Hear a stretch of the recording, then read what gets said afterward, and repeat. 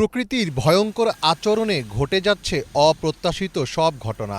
মধ্যপ্রাচ্যের দেশ সংযুক্ত আরব আমিরাতকে বৃষ্টি ও বন্যায় ভাসিয়ে দিয়ে এখন টানা বৃষ্টির শঙ্কায় আরেক মরুদেশ সৌদি আরব। টানা ৪ দিন ভারী বৃষ্টিপাতের শঙ্কা তৈরি হয়েছে দেশটিতে।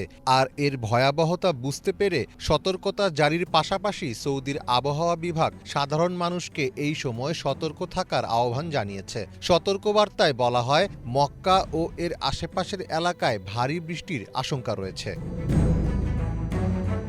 মধ্যপ্রাচ্য ভিত্তিক সংবাদ মাধ্যম গালফ নিউজ জানিয়েছে, এ ৪ দিন সৌদির বিভিন্ন অঞ্চলে মাঝারি থেকে ভারী বৃষ্টিপাতের সম্ভাবনা রয়েছে। পাশাপাশি শিলাবৃষ্টিও হতে পারে। পবিত্র নগরী মক্কা এবং এটির আশেপাশের অঞ্চল তায়েফ, মাইসান, আদহাম, রানিয়া এবং আল মুহাতে আবহাওয়া সবচেয়ে বৈরী থাকতে পারে।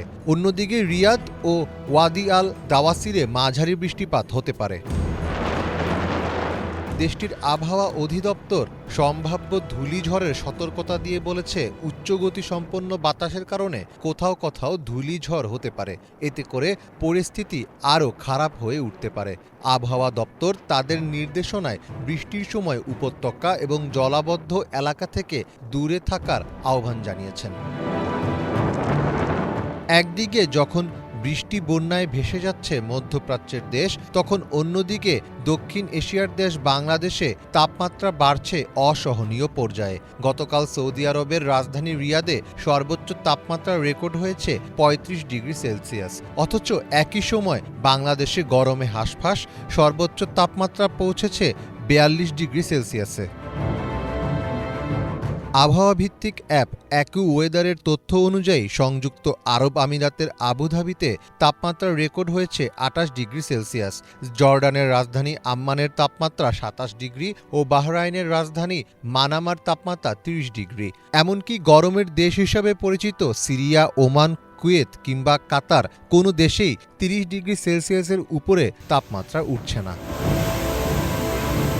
গত ১৬ ও ১৭ এপ্রিল রেকর্ড ভাঙা ভারী বৃষ্টিপাতে তলিয়ে যায় সংযুক্ত আরব আমিরাত। মরুভূমির দেশটিতে এক বছরে গড় বৃষ্টিপাত হয় ৯৪ মিলিমিটার। সেখানে দুদিনে বৃষ্টিপাত হয়েছে ২৫৯.৫ মিলিমিটার, যা গত ৭৫ বছরের মধ্যে সর্বোচ্চ। ২০২৩ সাল ছিল পৃথিবীর ইতিহাসের উষ্ণতম বছর। তবে গবেষকরা বলছেন, তাপমাত্রায় ২০২৩কেও ছাড়িয়ে যেতে পারে ২০২৪। গত বছরের চরম আবহাওয়ায় সৃষ্ট দাবানল, খরা, বন্যা ও ঘূর্ণিঝড়ের মতো ঘটনাগুলো এবার আরও বাড়তে পারে। তাই সংশ্লিষ্ট বিজ্ঞানী ও গবেষকদের পরামর্শ, পরিবেশ বিপর্যয় রোধে কাজ করতে হবে সম্ভাব্য সব পর্যায় থেকেই। আর সাধারণ মানুষকে শিখতে হবে কিভাবে এই পরিবর্তিত পরিস্থিতিতে মানিয়ে চলতে হয়। মীর ফজলে রাব্বি, বাংলা ভিশন।